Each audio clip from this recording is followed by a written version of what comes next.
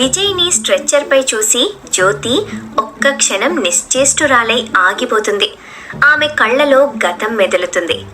విజయ్, నువ్వా? ఈ స్థితిలో నిన్ను చూస్తానని అనుకోలేదు. నిన్ను చూస్తుంటే నా గుండె ఆగిపోతోంది. ఒకప్పుడు నా ప్రపంచం అనుకున్న మనిషివి ఇప్పుడు నా ముందు ప్రాణాపాయంలో ఉన్నావు. కాలం ఎంత విచిత్రమైనది.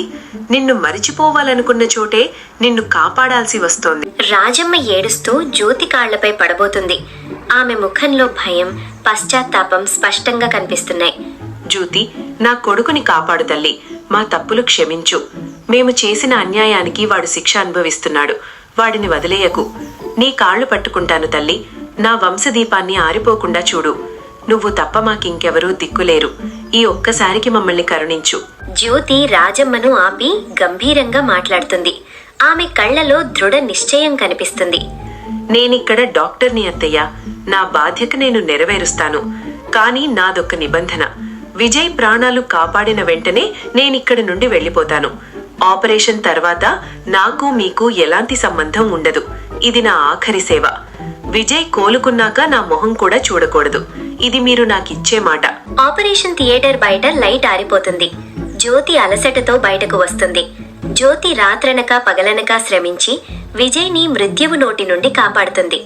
ఆమె చేతులు వణుకుతున్నా, మనసులో బాధ ఉన్నా వృత్తి ధర్మాన్ని వీడలేదు. గంటల తరబడి సాగిన శస్త్రచికిత్స విజయవంతమవుతుంది. విజయ్ ప్రాణాలు నిలబడతాయి.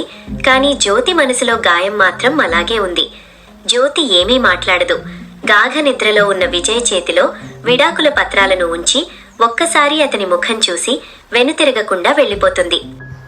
జ్యోతి, జ్యోతి, ఎక్కడున్నావు? నీ గొంతు విన్నాను. నువ్విక్కడే ఉన్నావని తెలుసు. నన్ను కాపాడింది నువ్వే కదా. నా కళ్ళ ముందు కనిపించు జ్యోతి. ఎందుకు నన్ను వదిలి వెళ్తున్నావు? ఒక్కసారి మాట్లాడవా? విజయ్ నెమ్మదిగా కళ్ళు తెరిచి చుట్టూ చూస్తాడు. తన చేతిలో ఉన్న కాగితాలను చూసి కంగారు పడతాడు. విజయ్, జ్యోతి వెళ్ళిపోయిందిరా.